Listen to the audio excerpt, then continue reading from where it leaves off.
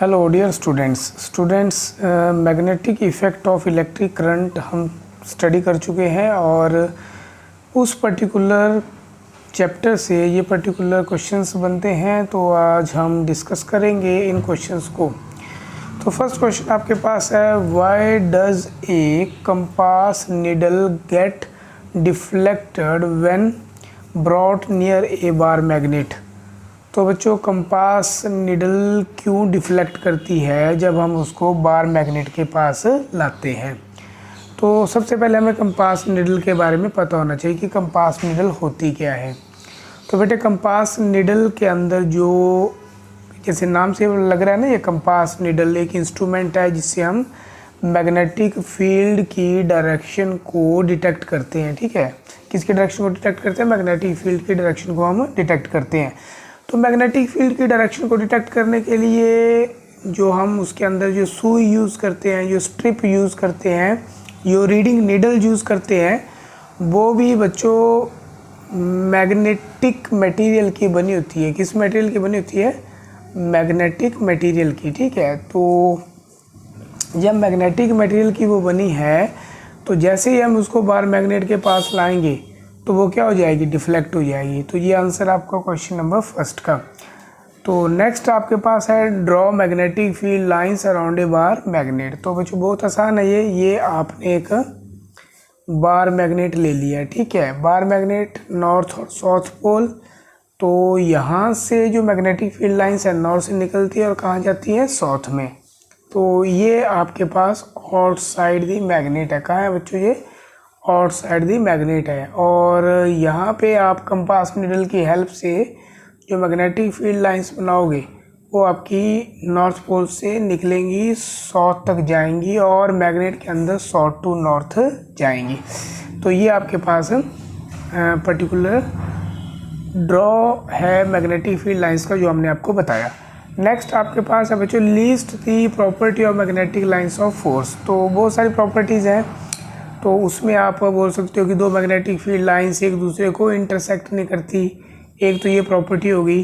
दूसरी property, magnetic field lines यही बताया हमने, अपने मैग्नेट से नॉर्थ पोल से निकलती हैं, साउथ में जाती हैं आउटसाइड दी मैग्नेट, और अंदर नॉर्थ टू कहाँ जाती हैं बच्चों? साउथ जाती हैं। तो ये दूसरी प्रॉपर्टी हो गई। ठीक है, तीसरी प्रॉपर्टी आपके पास आप बोल सकते हो कि मैग्नेटिक फील्ड लाइंस जो वो इमेजिनरी लाइंस हैं, ये कर्व्ड हैं। ठीक है, कंटिन्यूस क्लोज्ड लूप है जो कंपास निडल की हेल्प से मैग्नेटिक फील्ड हमने ड्रॉ करी है जब हम कंपास निडल को बार मैग्नेट के पास लेके गए। तो ये इसका आंसर है बच्चों आपका। नेक्स्ट आपके पास है, by two magnetic lines of force do not intersect each other. तो बच्चों हम ये मान लेते हैं, रिवर्स में चलते हैं कि दो मैग्नेटिक फील्ड लाइंस आपस में कैंसिल कर देंगी, आपस में इंटरसेक्ट हो जाएं। तो बेटे, at the point of intersection, ये मान लो पी पॉइंट है, यहाँ पे दो लाइंस जो है वो इंटरसेक्ट करी है, तो एक टेंजेंट इस तरफ आएगा, एक टेंजेंट इस तरफ आएगा। मतलब यहाँ पे जब हम कंपास निडल को रखेंगे तो कंपास निडल कितनी डायरेक्शन शो करेगी? वो तो एक ही करेगी, लेकिन यहाँ पे कितनी डायरेक्शन है जो हमने टेंजेंट से ड्रॉ करी है? वो है दो। तो एक पॉइंट पे दो डायरेक्शंस पॉसिबल नहीं हैं। That's why two magnetic lines of force कभी भी इंटरसेक्ट नहीं करती। नेक्स्ट इंपॉर्टेंट क्वेश्चन है बच्चों आपका, ये बोल रहा है, consider a circular loop of wire lying in the plane of table. ये आपका टेबल है, टेबल के ऊपर ये वायर आपकी लाई कर रही है लूप की फॉर्म में। ठीक है, तो अब आपने current pass through the loop clockwise. इसमें करंट किस तरफ कर रहा है? क्लॉकवाइज। ठीक है, ये डायरेक्शन ऑफ द करंट है जो कि कैसी है? क्लॉकवाइज है। तो राइट हैंड रूल आपने लगाना है और मैग्नेटिक फील्ड इनसाइड और आउटसाइड दी लूप हमने निकालनी है। तो बच्चों राइट हैंड थंब रूल आपका ऐसे लगेगा, देखो ध्यान से, यहाँ पे आपका जो अंगूठा है आपका नीचे की तरफ आएगा और ये जो कर्ल फिंगर है आपकी ये इस तरफ आएंगी। कर्ल फिंगर किसकी डायरेक्शन को बताएंगी? कर्ल फिंगर आपकी डायरेक्शन को बताएंगी मैग्नेटिक फील्ड लाइंस। तो मैग्नेटिक फील्ड लाइंस के लिए तो बेटे यहाँ पे राइट हैंड थंब रूल लगाएंगे, तो जो कर्ल फिंगर है वो मैग्नेटिक फील्ड लाइंस की डायरेक्शन को बताएंगी और अंगूठा जो है वो डाउनवर्ड है बेटे। तो जब आप टॉप से देखेंगे तो टॉप से मैग्नेटिक फील्ड कहाँ से कहाँ आएंगी आपकी, साउथ टू नॉर्थ आएंगी, ठीक है। तो टॉप से बॉटम कहाँ जाएगा आपका मैग्नेटिक फील्ड के, मैग्नेट के अंदर, और आउटसाइड दी मैग्नेट यहाँ से बॉटम से निकलेंगे और कहाँ जाएंगे, टॉप पे। तो बेटा ये आप लगा सकते हो। यदि आपको राइट हैंड थंब रूल नहीं लगाना आपने, तो आप इंग्लिश का लेटर भी बना लो आप। तो जो इंग्लिश का लेटर बनेगा यहाँ पे क्या बनेगा, साउथ बनेगा। तो इसका मतलब ऊपर साउथ पोल है तो नीचे क्या होगा आपके पास, नॉर्थ। तो मैग्नेटिक फील्ड लाइंस कहाँ से कहाँ जा रही है, टॉप से बॉटम, और यहाँ से बॉटम से टॉप। तो ऐसे भी आप इसको समझ सकते हो, ठीक है। नेक्स्ट है बच्चों आपके पास कि मैग्नेटिक फील्ड लाइंस दिए हुए रीजन में यूनिफॉर्म है, तो ड्रॉ करिए यूनिफॉर्म मैग्नेटिक फील्ड लाइंस। तो बेटा ये यूनिफॉर्म मैग्नेटिक फील्ड लाइंस होती हैं, तो दो लाइंस के बीच जो डिस्टेंस होती है बेटा, ठीक है, दो लाइंस के बीच में जो डिस्टेंस है दैट इज़ कांस्टेंट। ये देखो आप, ये 1 है, 2 है, 3 है, 4 है, तो ये कैसा है आपके पास, कांस्टेंट आपके पास, ठीक है। नेक्स्ट आपके पास है select the correct option. Magnetic field lines inside the solenoid carrying current. ये आपका सोलोनॉइड के रिगार्डिंग क्वेश्चन है, ध्यान से इसको आप देखो। तो इस पर्टिकुलर क्वेश्चन में क्या बोल रहा है ये कि करेक्ट ऑप्शन बच्चों आपने सेलेक्ट करना है सोलोनॉइड के। तो बेटे इनसाइड दी सोलोनॉइड जो है पहला ऑप्शन दे रहा है कि मैग्नेटिक फील्ड जो है वो क्या है, 0। तो बेटे सोलोनॉइड के अंदर मैग्नेटिक फील्ड यूनिफॉर्म होती है, ना कि 0। और यूनिफॉर्म है तो डिक्रीज का कॉन्सेप्ट भी ख़त्म हो जाएगा, इंक्रीज का भी। तो is same at all points. तो ये सोलोनॉइड है बच्चों आपके पास। यदि यहाँ से आई करंट आपका आया, यहाँ से आई गया, तो यहाँ पे कौन सा पोल बनेगा आपका, यहाँ पे आपके पास साउथ पोल बनेगा, यहाँ पे नॉर्थ पोल बनेगा। तो मैग्नेटिक फील्ड लाइंस अंदर कैसी होंगी, यूनिफॉर्म होंगी, ठीक है। तो नेक्स्ट बेटे आपके पास है which of the following property of proton can change, which of the following property of proton can change when it moves freely in magnetic field. तो बेटे मास तो प्रोटोन का कांस्टेंट रहेगा, तो ये चेंज नहीं होगा। स्पीड कांस्टेंट रहेगी क्योंकि मैग्नेटिक फील्ड और जो वेलोसिटी है वो परपेंडिकुलर एक्ट करते हैं बेटे। तो वर्क डन 0 है तो स्पीड भी क्या होगी आपके पास, 0। तो क्योंकि डायरेक्शन चेंज करती है मैग्नेटिक फील्ड, तो वेलोसिटी भी आएगा आपका, और मोमेंटम की वेलोसिटी v होती है और मोमेंटम m भी होता है। तो जब स्पीड वेलोसिटी चेंज होगी तो मोमेंटम भी अल्टीमेटली चेंज होगा। तो आपका C और D दोनों ऑप्शन जो है वो ओके हैं। नेक्स्ट क्वेश्चन में बोल रहा है कि refer to the activity 6। How do you think the displacement of the rod PQ will be affected if, पहला current in the rod PQ is increase. तो बच्चों मैं एक्टिविटी आपको थोड़ा सा रिकॉल करवा देता हूँ। ये आपके पास मैग्नेट है जिसको आप हॉर्स शू मैग्नेट बोल रहे हैं, ये नॉर्थ पोल है, ये बेटे साउथ पोल है। तो ये तो डायरेक्शन होगी मैग्नेटिक फील्ड की, ठीक है। अब इसके अंदर ये PQ कंडक्टर आपने रखा है जिसमें आई करंट आपका फ्लो कर रहा है। तो बेटे जब हम फ्लेमिंग लेफ्ट हैंड रूल यहाँ पे लगाएंगे तो डिफ्लेक्शन किस तरफ होगी आपकी, बाहर की तरफ होगी, ठीक है। आप फ्लेमिंग लेफ्ट हैंड रूल लगा के देख लेना। तो जो F है, F का फार्मूला आपके पास क्या आता है, F is equal to BIL, यानी कि जो मैग्नेटिक फोर्स लगेगी वो डिपेंड करेगी कितने स्ट्रॉन्ग हॉर्स शू मैग्नेट आपने रखा है, कितना करंट और कितनी लेंथ है कंडक्टर की। तो definitely displacement of the rod effect होगी, यानी कि उसको उसके ऊपर फोर्स जो इफेक्ट होगी, फोर्स बढ़ेगी। Current in the rod PQ is increase, current को आप बढ़ाओगे तो फोर्स बढ़ेगी, स्ट्रॉन्ग यूज़ करोगे तब भी बढ़ेगी। और लेंथ आप रॉड की इंक्रीज करोगे तब भी फोर्स बढ़ेगी बच्चों, ठीक है। तो ये आपका आंसर है इस एक्टिविटी का। अपने एक्टिविटी मैंने करवा भी रखी है, पिछला लेक्चर आप चेक कर लेना, ठीक है। नेक्स्ट आपके पास इम्पोर्टेंट क्वेश्चन आपका बहुत बढ़िया सवाल है ये। तो इस क्वेश्चन को हम ऐसे करेंगे, ये पॉजिटिवली चार्ज अल्फा पार्टिकल, बेटे अल्फा पार्टिकल क्या होता है, हीलियम का न्यूक्लियस है, ठीक है। 2He4 को आप अल्फा पार्टिकल बोल सकते हो, तो ये दिमाग में बिठा लेना आपने। तो ये positively charge alpha particle is projected towards west की तरफ इसको प्रोजेक्ट कर रहा है। तो डायरेक्शन हमने यहाँ पे ड्रॉ कर ली, ये नॉर्थ है, ये साउथ है, तो और ये ईस्ट है और ये वेस्ट है, तो अल्फ़ा पार्टिकल किसकी तरफ हमने भेजा है, वेस्ट की तरफ। ठीक है, तो वेस्ट की तरफ के आगे बेटे ये वेलोसिटी b, और फोर्स लग रही है नॉर्थ की तरफ। ठीक है, ये आगे फोर्स। तो बेटे वेलोसिटी और फोर्स दोनों परपेंडिकुलर हैं, तो मैग्नेटिक फील्ड भी किस तरफ लगेगी, अपवर्ड डायरेक्शन में लगेगी। ठीक है, किस तरफ लगेगी, अपवर्ड डायरेक्शन में।